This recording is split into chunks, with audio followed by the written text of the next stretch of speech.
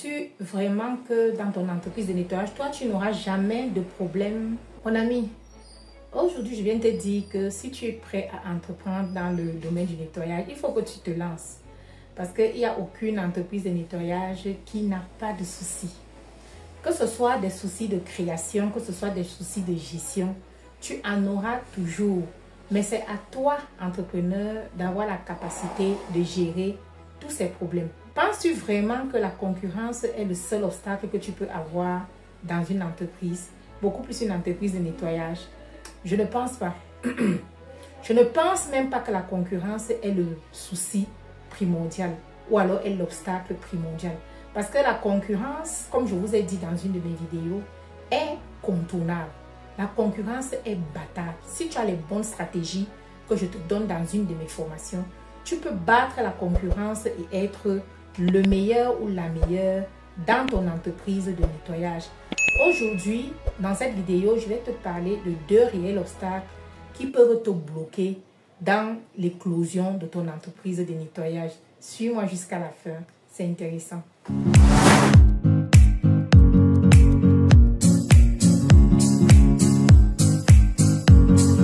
Bonjour et bienvenue dans Parlons de nettoyage. Si tu viens d'arriver sur cette chaîne, je suis Liliane Ekoutu, je suis directeur général d'une entreprise de nettoyage appelée Catalyst qui est basée au Cameroun. Alors, dans cette chaîne, je te présente les aventures de Catalyst.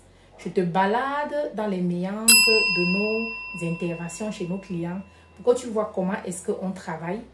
Toi qui es à la diaspora, si tu cherches une entreprise de nettoyage qui peut te faire ton travail au Cameroun sans problème, une entreprise sérieuse, une entreprise professionnelle, une vraie entreprise qui a des papiers, qui a des locaux et que vous pouvez toucher du doigt, alors fais appel à Catalyst, tu ne regretteras pas. Nous avons beaucoup de clients qui nous appellent de la diaspora à travers la chaîne YouTube, qui nous confient leur chantier et ils sont toujours satisfaits parce que ce que nous disons, c'est ce que nous faisons. Alors, j'étais te disant que dans cette chaîne, si tu veux apprendre des astuces de nettoyage, tu es aussi bienvenue. Je booste à travers mes vidéos les entrepreneurs en devenir pour qu'ils puissent ouvrir leur entreprise de nettoyage ou alors ceux qui ont même déjà des entreprises à savoir gérer leur entreprise de nettoyage. Comme je te disais au début de la vidéo, il y a plusieurs obstacles qui peuvent t'empêcher de progresser dans ton entreprise de nettoyage. Il y a tellement d'obstacles que tu auras l'impression que le monde te tombe sur la tête. C'est un peu comme toute entreprise déjà. Toute entreprise, le monde n'est pas rose. Dans n'importe quelle ville ou de n'importe quel pays où tu me regardes, la vie n'est pas rose. La vie est un véritable combat. Combien de fois, lorsque tu décides d'entreprendre et d'offrir des services ou des produits à des parfaits inconnus, tu vas devoir souquer, tu vas devoir charbonner pour pouvoir arriver à tes fins. Et tu comprends bien qu'avec ça dans l'entrepreneuriat, il faut t'armer, il faut retrousser tes manches pour pouvoir bagarrer avec les obstacles, les contourner ou alors les effacer. Et je te disais que la concurrence n'est pas le réel obstacle dans une entreprise de nettoyage. Pour moi, je vais te donner mon avis sur la concurrence. Moi, la concurrence me propulse. La concurrence me permet de donner un peu plus. La concurrence même m'enseigne. Parce que quand il y a la concurrence, je m'avais un peu triché chez mes devanciers, ce qu'ils font pour améliorer, non? Je triche, je regarde ce qu'ils font, je reviens dans mon entreprise, j'améliore et je les dépasse. Quand eux, ils vont casser les prix, je structure ma communication pour faire savoir à mon interlocuteur que je ne casse pas les prix pour répondre à la concurrence. Je casse les prix parce que j'ai décidé de casser les prix pour une raison ou pour une autre. Ce n'est pas pour répondre à ma concurrence. Est-ce que tu comprends un peu? Moi, la concurrence, j'aime. Parce que quand il n'y a pas la concurrence, ça m'énerve. Quand il n'y a pas la concurrence, j'ai un peu l'impression que je suis en léthargie, que je me meurs, que je suis dans un coma. J'ai l'impression qu'il n'y a pas de répondant. Quand j'ai la concurrence, mais attends, je vais chercher au fond de moi pour trépasser la concurrence. Donc, en fait, pour toi également, la concurrence ne doit pas être un obstacle. Au contraire, la concurrence doit te nourrir. Donc, la concurrence doit être ta cellule nourricière. S'il n'y a pas de concurrence, ferme seulement une fois ton entreprise. Tu rentres au village. Ça veut dire que toi-même, tu es mort. Cherche la concurrence. Parce que la concurrence va te faire aller de l'avant. Les véritables obstacles et les réels obstacle dans une entreprise de nettoyage. Il y a l'incompétence. Tu ne peux pas savoir comment quand tu es incompétent, c'est-à-dire que toi, vraiment, en fait, quand tu es incompétent, je ne sais pas ce que tu fais dans une entreprise de nettoyage. Un domaine technique, un domaine qui est aussi technique que l'entreprise de nettoyage, tu fais comment pour être incompétent? Tu dois travailler ta compétence à travers tes connaissances, à travers les multiples formations, à travers tout. C'est-à-dire que tu dois être dans le peloton. Est-ce que tu comprends un peu? Ta compétence ne doit souffrir de rien parce que ton incompétence va te noyer. Tu peux avoir tout ce que tu veux. Tu as les clients, tu as les produits, tu as les appareils, tu as tout ce que tu veux. Mais si tu es incompétent, mon ami, tout ça ne sert à rien. Donc, le premier réel obstacle dans une entreprise de nettoyage, c'est l'incompétence. Et l'incompétence dans une entreprise de nettoyage, pas seulement, non seulement par la personne qui représente l'entreprise, qui est le directeur général ou alors le fondateur ou le CEO de cette entreprise de nettoyage, mais en plus grave encore, le personnel, tes agents qui vont te représenter sur le terrain.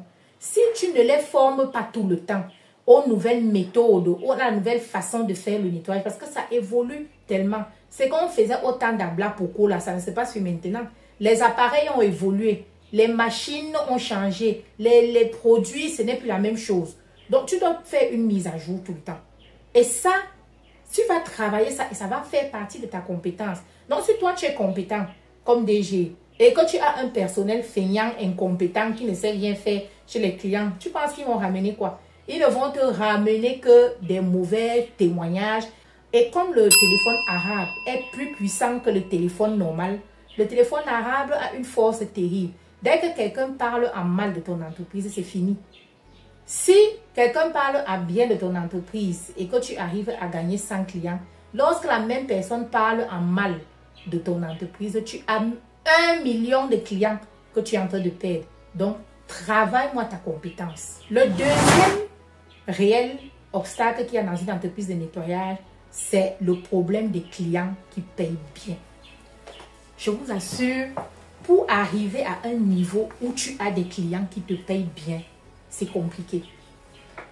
Je vous raconte souvent ici qu'au début de notre entreprise de nettoyage, on a lancé une promotion qui nous a propulsé et ça nous a apporté beaucoup de clients. On avait beaucoup de clients, hein, mais on avait des clients qui payaient mal parce qu'en fait, on a divisé nos prix en deux. Les prix de nos prédécesseurs, on a pris le temps d'étudier le marché et puis nous nous sommes rendus compte que pour faire une entrée phénoménale dans cette sphère-là, il fallait qu'on casse nos prix en deux et on l'a fait. Et ça nous a réussi tant bien que mal parce qu'au lieu de faire par exemple 4 clients par jour, on en faisait 8, on en faisait 10. Ça dépend de ce qu'on avait à nettoyer. Ça nous faisait entrer un peu plus d'argent plus rapidement, mais ça nous demandait aussi beaucoup de travail. Et on utilisait beaucoup de produits, nos machines ont souffert et autres, mais c'était le prix à payer. Mais sauf qu'à la fin, nous nous sommes rendus compte qu'on avait de mauvais clients. En fait, ce n'étaient pas des vrais clients. Pour avoir les clients qui payent bien, tu vas faire comme ça. Tu vas faire comme ça, mon ami. Pour avoir un client qui paye bien, c'est un véritable obstacle. Tu vas devoir travailler beaucoup de choses. Ta communication. Je te montre comment communiquer avec un client pour qu'il te paye bien. Je te montre comment est-ce que à travers ta communication, tu amènes un client à te payer ce qu'il faut te payer. Tu vas devoir travailler ton feeling avec le client parce que ça joue. Un client qui n'a pas un bon feeling avec toi ne te payera pas bien.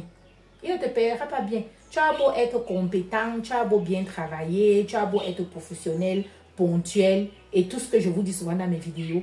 Mais si tu n'as pas le bon feeling avec ton client, il ne va pas bien te payer. Il va te payer en monnaie de singe. Et pourtant, toi, au fur et à mesure où ton entreprise évolue, tu aimerais avoir des clients qui te payent bien parce que le temps est à la recherche de bons clients. Ce n'est plus de la blague. Plus on monte en force en entreprise, plus on veut avoir des gros clients. Plus on veut avoir des grandes sociétés, des mastodontes de sociétés qui viennent nous payer le vrai prix de notre travail parce qu'on a déjà acquis en compétence. Est-ce que tu comprends un peu? Tu es déjà tellement fort dans le domaine que, en fait, les petits clients, tu les laisses pour ceux qui viennent d'ouvrir leur entreprise. Comme toi aussi, on te les a laissés à l'ouverture de ton entreprise. Donc, à un certain moment, tu as besoin de vrais clients. Et pour avoir ces vrais clients-là, c'est compliqué. C'est un réel obstacle. C'est un réel obstacle, mais ce n'est pas la magie, hein. Ce n'est pas difficile. Nous avons de bons clients qui nous payent très bien. Et nous avons réussi ça parce que nous avons roulé notre bourse. Nous savons maintenant comment le faire. Si tu es arrivé à ce niveau de la vidéo, ça veut dire que tu as aimé cette vidéo. Alors, je t'exhorte à la liker, à la commenter, à activer la cloche de notification et à la partager. Peace out.